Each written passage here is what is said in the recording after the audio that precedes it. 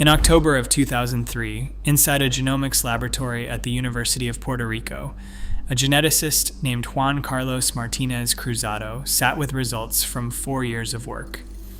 Mitochondrial DNA collected from 800 Puerto Rican families.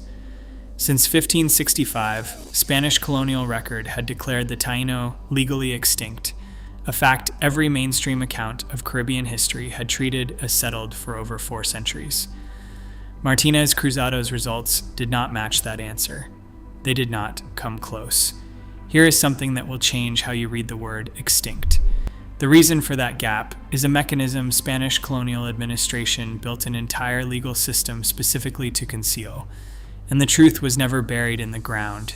It was written directly into the DNA of millions of living people who had no idea they were carrying it. I want to start with who the Taino actually were, because the scale of it is not what most people expect. At contact in 1492, they numbered between 200,000 and 1 million people, spread across Cuba, Hispaniola, Puerto Rico, Jamaica, and the Bahamas. They were the first indigenous population Christopher Columbus encountered and documented, and they were the population he described in more detail than any other in his own journals, their canoes, their agriculture, their navigation, all recorded firsthand by the man history remembers as their discoverer. Here is something worth sitting with directly, because it will change how you hear the rest of this story. The word hurricane comes from their language. The word canoe comes from their language. The word tobacco comes from their language. These are not the linguistic residue of a vanished people, fragments preserved by accident in old colonial documents. They are words spoken every single day by millions of people across the entire English-speaking world who have absolutely no idea they are speaking Taino every time they use them. Now consider what happened to the people who actually gave the world those words. Spanish colonial records from 1514, 22 years after contact, counted fewer than 28,000 Taíno still surviving on Hispaniola alone. 28,000 out of a pre-contact population that historians now estimate at somewhere between 300,000 and 1 million people on that single island. Sit with that number for a moment, because the scale of that collapse is almost impossible to process at first. In the span of 2 decades, the overwhelming majority of an entire civilization, one that had built agriculture, political structure, and cosmology across 5 major island groups simultaneously, was simply gone. And here's the detail that deserves real attention before we go any further. What produced that specific mortality pattern in that specific window of time was not random. It did not happen by simple accident or through some vague, unavoidable collision between 2 unfamiliar worlds meeting for the first time. To understand what Martinez Cruzado would eventually find sitting inside those 800 DNA samples 4 centuries later, you have to understand exactly what actually produced that collapse in the first place.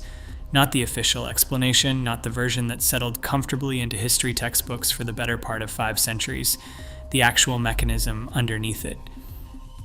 But before we get to that mechanism, it is worth going back even further than 1492 itself, because the answer to where the Taino actually came from is not what most people expect either.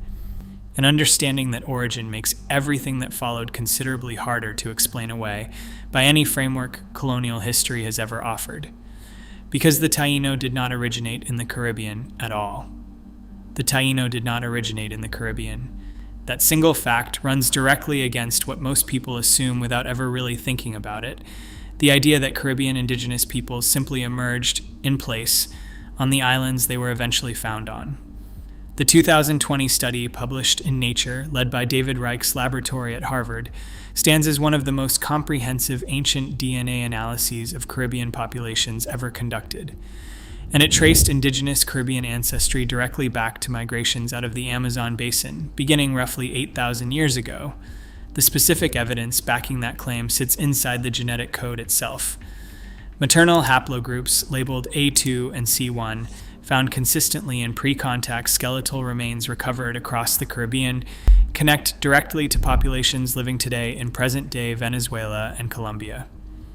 Think about what that connection actually means, laid out plainly.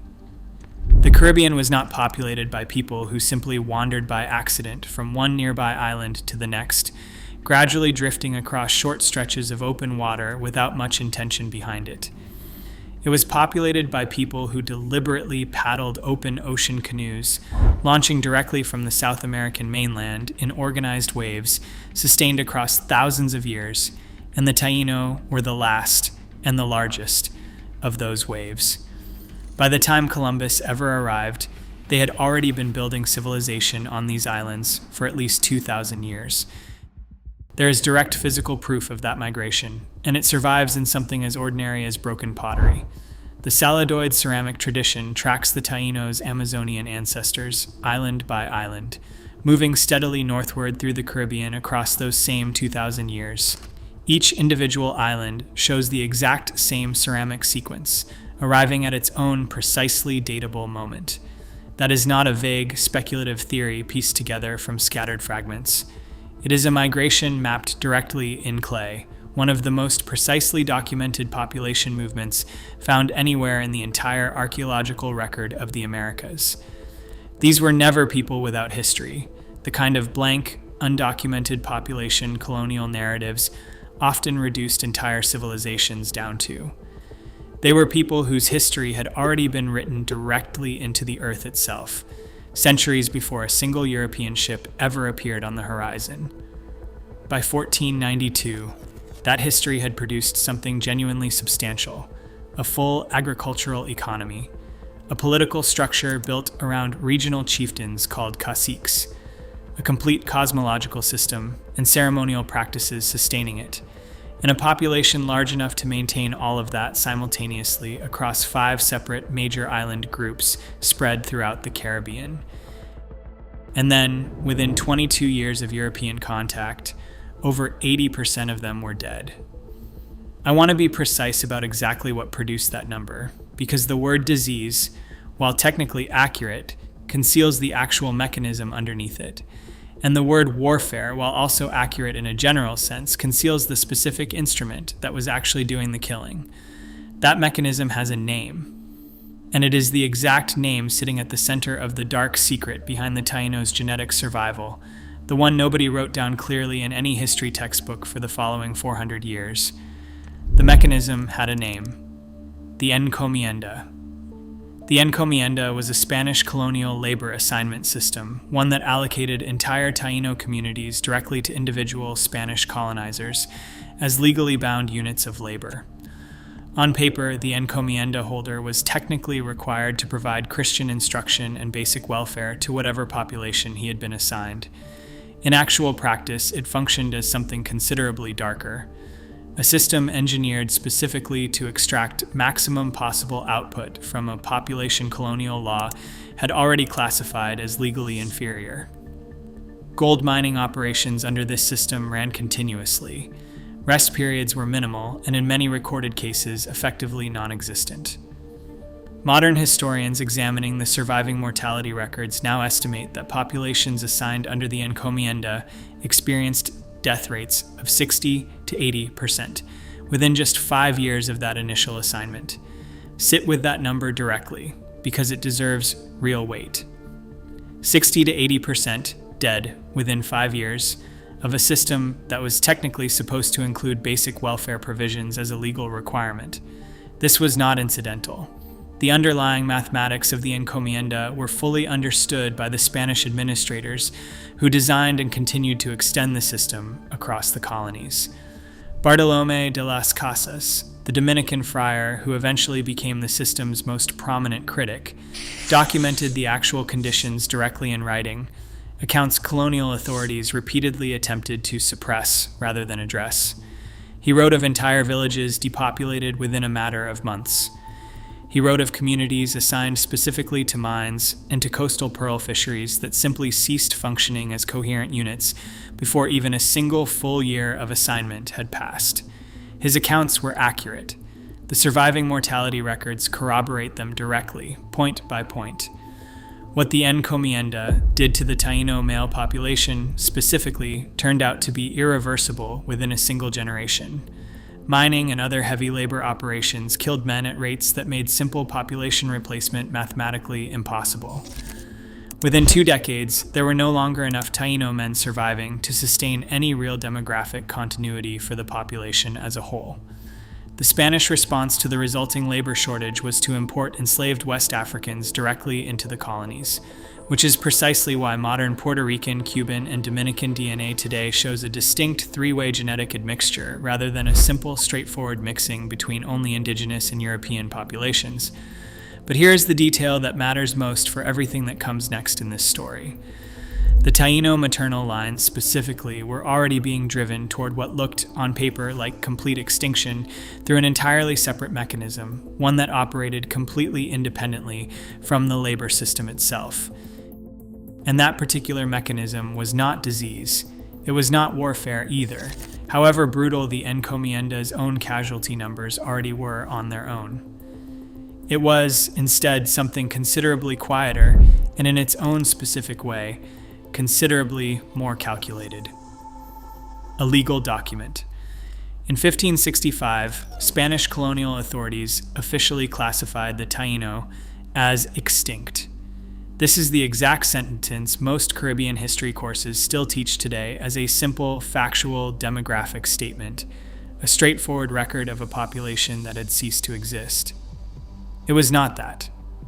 It was a legal instrument. Living Taino individuals, at that specific point in colonial history, still held land claims under certain provisions of Spanish colonial law. A legally recognized indigenous population carried rights, however limited those rights actually were in practice, that a legally extinct population simply did not possess at all. The declaration of extinction was issued, not because the Taino had genuinely ceased to exist as living, breathing people.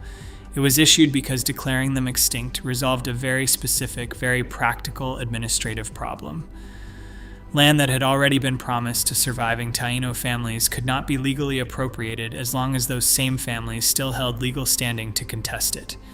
Remove that legal standing entirely, and the land question resolved itself immediately, without further complication, without further resistance, without further legal obligation of any kind. The women who continued to exist through all of this, who continued to bear children, to transmit their own maternal DNA directly into the next generation, to carry forward the exact haplogroup signatures their ancestors had originally brought north from the Amazon basin 8,000 years earlier, were simply reclassified. The census stopped counting them as Taino at all. They became mestizo instead. A new administrative category absorbed them entirely. Their legal identity, on paper, was erased completely. Their biological reality was not. I kept returning to that specific distinction throughout the research behind this. The Spanish census stopped counting these women as Taino in the exact same year it formally declared the Taino extinct as a people. The women themselves were still right there in the census. They had simply been moved into a different column. The document said one thing. The genome, silently, was recording something else entirely. Think about what that gap actually represents, sitting there for 4 centuries, completely unaddressed. A legal system, deliberately constructed, specifically designed to make an entire population disappear on paper, for reasons that had far more to do with land ownership than with any actual demographic reality on the ground. And underneath that entire legal fiction, an unbroken biological thread continuing forward regardless, generation after generation, completely unaffected by whatever a colonial administrator happened to write down in an official register somewhere. That gap between the legal record and the biological reality is exactly what would eventually surface again, nearly 440 years later, sitting inside 800 DNA samples collected from ordinary Puerto Rican families who had absolutely no reason to expect what those results were actually about to reveal. Here is the number that changed the entire conversation. 61% of modern Puerto Ricans carry indigenous maternal haplogroups, specifically A2 and C1. The same exact haplogroups already documented directly in pre-contact Taino skeletal remains recovered from archaeological sites scattered across the Caribbean.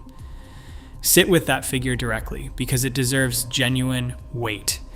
This was not some marginal, residual percentage, the kind of faint genetic trace too weak to interpret with any real confidence. 61% of a population that had been officially legally extinct for 400 years was found to be carrying the maternal DNA of people Spain had formally declared legally non-existent 4 centuries earlier. To understand exactly why that survival happened this specific way, you have to understand how maternal DNA itself actually works. It passes directly from mother to child, regardless of who the father happens to be. Through 4 full centuries of Spanish colonial rule, through the forced introduction of enslaved African populations, through sustained, deliberate demographic pressure from a colonial system specifically designed to erase indigenous identity at every possible level, the women who carried Taino maternal haplogroups simply kept transmitting them forward, generation after generation, entirely unbroken. The Spanish census had already reclassified those exact same women decades earlier. Colonial law had already declared their own ancestors extinct, officially on paper. None of that administrative machinery affected the actual biological mechanism by which mitochondrial DNA moves from one generation into the next. The genome does not read colonial legislation. It does not respond to administrative reclassification. It does not simply disappear from the historical record because a census clerk somewhere stopped writing a particular word in a particular column. The 61% figure changed the public conversation about Taino survival almost overnight. But it was still, fundamentally, a modern sample, drawn from people living in the early 21st century. The harder scientific questions still remained genuinely open. Did those maternal haplogroups in living Puerto Ricans actually represent genuine, direct continuity from pre-contact Taíno ancestors specifically? Or could they still be explained by some other pathway entirely, post-contact mixing with different indigenous groups who may have arrived in the Caribbean sometime after 1492? Answering that question with real certainty required something considerably more difficult than testing living people. It required sequencing the DNA of people who had died before Columbus ever arrived at all, DNA pulled directly from bones that had been sitting in the ground for 5 centuries or more. And in 2020, that is exactly what happened. That study, the one that would finally close the gap between a modern DNA sample and genuine pre-contact certainty, would not simply confirm what Martinez Cruzado had already found 17 years earlier. It would trace that same exact genetic signal directly back through time itself into the bones of people who had lived and died on these islands centuries before any European ship had ever appeared anywhere near their shores. The 2020 study, published in Nature, led by David Reich's team, analyzed 49 complete genomes extracted directly from pre-contact Caribbean individuals, people who had died in archaeological sites across Cuba, the Bahamas, Puerto Rico, and Hispaniola, every single one of them radiocarbon dated to a period well before European contact ever occurred. The specific maternal haplogroups found in those ancient genomes matched with genuine precision the exact haplogroups Martinez Cruzado had already identified in modern Puerto Rican families a full 17 years earlier. The match was not loosely approximate, the kind of vague genetic resemblance that could plausibly be explained away by coincidence or by some entirely separate migration pathway. The genetic continuity was direct. Think about what that specific confirmation actually means, laid out plainly. The indigenous ancestry present in living Caribbean populations today does not come from some later, post-contact mixing with other indigenous groups who happened to arrive in the Caribbean sometime after 1492. It traces directly back to the Taino themselves, carried forward continuously through maternal lines that survived the encomienda, survived the formal legal extinction declaration of 1565, survived 4 full centuries of sustained colonial administrative pressure, and arrived fully intact in the DNA of people who were told, and in a great many cases genuinely believed, that they carried no indigenous ancestry at all. The history books had been recording one particular story for over 4 centuries. The genome, silently and continuously, had been recording an entirely different one the whole time. And the genome was correct. There is also a genuine geographic dimension to this survival, one the genetic data itself makes directly visible. Modern studies show significantly higher indigenous ancestry percentages, specifically among the Jibaro communities of Puerto Rico's central mountain interior, compared consistently to the coastal urban populations where Spanish colonial administration was always most heavily concentrated. Think about what that specific pattern actually reveals. The exact same mountain geography that made those highland communities hardest for the Spanish colonial system to fully reach and directly control turns out to be the exact same geography where the Taino maternal line was preserved most completely, most intact across the entire island. Colonial administrative reach and genetic survival map almost perfectly, inversely, against each other. The communities sitting furthest from the functional center of colonial authority are consistently the same communities carrying the highest percentages of pre-contact ancestry today. That correlation is not incidental, and it deserves to be understood as exactly what it actually represents. It is the physical imprint of a genuine survival strategy, one that never required any conscious coordination whatsoever to actually function. It only required distance. Distance from a colonial system that, for all its brutal, calculated efficiency everywhere else, simply could not fully follow its own reach into those specific mountains, no matter how hard it eventually tried across 4 centuries of continuous administrative effort. The Colonial Archive closed the file on the Taíno in 1565. The genome never did. The United Confederation of Taino People now holds United Nations NGO status, representing tens of thousands of identity claimants across Puerto Rico, Cuba, the Dominican Republic, and diaspora communities across the mainland United States, a reclamation movement the DNA has given a biological foundation no historical argument alone could ever have provided. But the science answers one question and opens another it cannot resolve. What does genetic descent actually mean for cultural identity, when the language has been gone for generations and the knowledge systems were deliberately broken? The genome proves continuity. It cannot restore what continuity, left unprotected for 4 centuries, still lost along the way. Subscribe for the next investigation.